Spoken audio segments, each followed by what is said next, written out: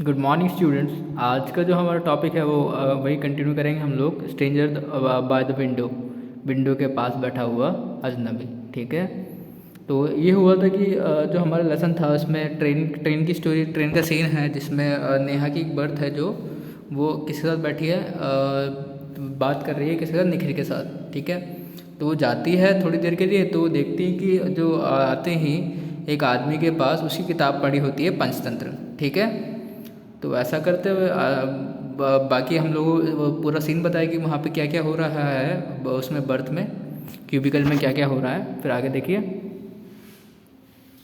तो नेहा वो देखती है उस आदमी के पास उसकी किताब पढ़ी, तो नेहा काफ़ी गुस्सा होती है, बोलती कि ये किताब मेरी है। वो आदमी फिर भी बोलता है कि नहीं, ये किताब मेरी भी तो हो सकती है।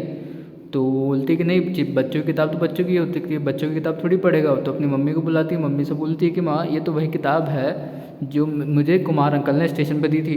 तो वो ये आदमी के पास क्या कर रही है। तो नेहा नेहा की मम्मी को इतना डिस्टर्बेंस पसंद नहीं था, तो वो रख देती है। और जो लेडी थी वहाँ पे बैठी हुई, वो सेटिस्फाई नहीं थी कि ये नेहा की किताब कैसे हो सकती है। ठीक है, तो वो बोलती कि तुम सारी तरह के लोगों से मिलती हो।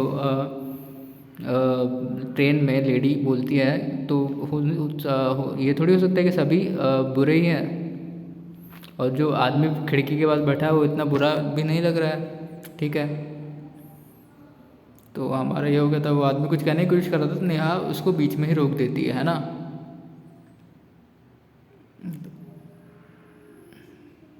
तो वो बोलता है कि अगर तुम्हारी ये किताब है, तो बीच में नेहा बोलती है कि हाँ ये मेरी है, ऑफकोर्स मेरी किताब है ये।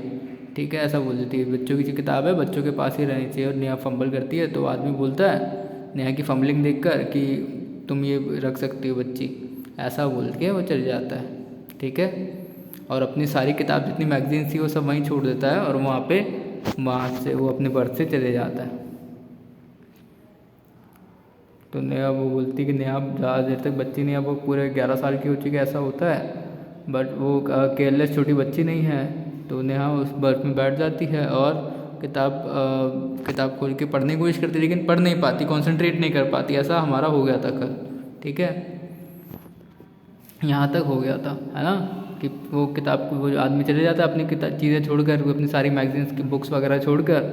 और नेहा फिर कोशिश करती है पढ़ने की वहीं बैठ के, लेकिन वो पढ़ नहीं पाती, उसका वो कंसंट्रेट नहीं कर पाती है। ठीक है, तो आगे पढ़ते हैं। The train meanwhile built up speed. Train ने स्पीड पकड़ी भाई, ट्रेन की स्पीड तेज़ हो गई। Some passengers began moving and arranging their luggage. कुछ जो पैसेंजर्स थे, कुछ जो यात्री थे, वो अपना लगेज पैक करने लगे, अपना सामान पैक करने लगे। The destination was close. जो जहाँ जाना था वो पास ही था। Neha cares the book on her lap. Neha ने अपना वो जो किताब थी वो अपने गोदी में रखी। She could not afford to lose it. वो उसको वापस नहीं खो सकती थी। The lady on the bunk watched her and threw a consolation, commenting, "You cannot do a thing." जो लेडी थी बंक में जो बैठी हुई थी, उसको देखा और उसको कहा कि भाई तुम कुछ नहीं कर सकती।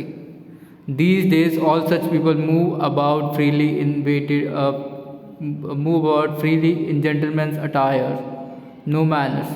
कि जो इस तरह के लोग हैं वो आजकल बहुत ज़्यादा हो गए हैं, और वो जेंटलमैन के कपड़ों में घूमते रहते हैं इधर से उधर, कोई मैनर्स नहीं होता इनमें। ठीक है, ऐसा वो लेडी कहती है। The man return caught up half the comment. उस आदमी वापस आया और उसने आधी बात सुन ली। He waited for a minute, bundled up his things and left the compartment, perhaps to wait at the next exit door. तो उसने इंतज़ार किया, उसने अपना सामान वगैरह उठाया, अपने सामान वगैरह उठाया कंपार्टमेंट से, उसकी चीज़ें बंडल की, वापस घड़ी की और रखी, और शायद वो वहाँ से चले गए। शायद वो उसने कंपार्टमेंट छोड़ दिया, शायद हो सकता है वो डोर के पास खड़ा होगा, उसकी वजह से। What was the hurry? इतनी जल्दी किस बात की है? He could not jump out of a moving running train. वो चलती हुई गाड़ी से थोड़ी कूद सकता है। Most disagreeable man, Neha pondered. सबसे ज़्यादा अजीब आदमी नेहा ने ऐसा कहा। पॉन्डर्ड मतलब देखते हैं, पॉन्डर्ड मतलब बहुत ज़्यादा सोचते हुए नेहा ने भाई ऐसा कहा।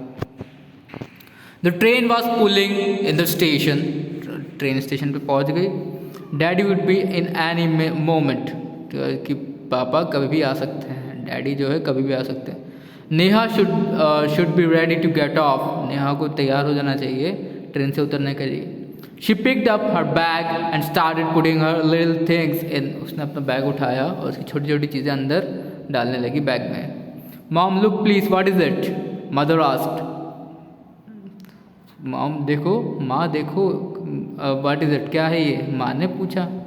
शी स्टूड अप, वो खड़ी हुई। व्हाट इज इट डियर, क्या है ये बताओ। She repeated look my book is here, कि देखो मेरी किताब तो यहीं है। माई copy of Panchatantra is here in my bag, मेरी जो कॉपी थी, मेरी किताब है पंचतंत्र की, वो यहीं है बैग में ही। The copy in her hand was not actually her, और जो उसके हाथ में थी बुक वो उसकी नहीं थी। Did you check it before girl, did you not check it before girl, कि तुमने ये पहले चेक नहीं किया था लड़की। What an awful thing to do, क्या कितनी गंदी बात है ये। This copy may be for his own children at home, ये हो सकता है कि ये कॉपी, ये जो किताब है उसके खुद के बच्चों के लिए होगी जो उसके घर पे इंतजार कर रहे हैं। The lady on the bunk was ready to get down, जो लेडी थी बंक में जो बैठी हुई थी वो उतरने के लिए तैयार थी। She eyed Neha with disdain, उसने नेहा को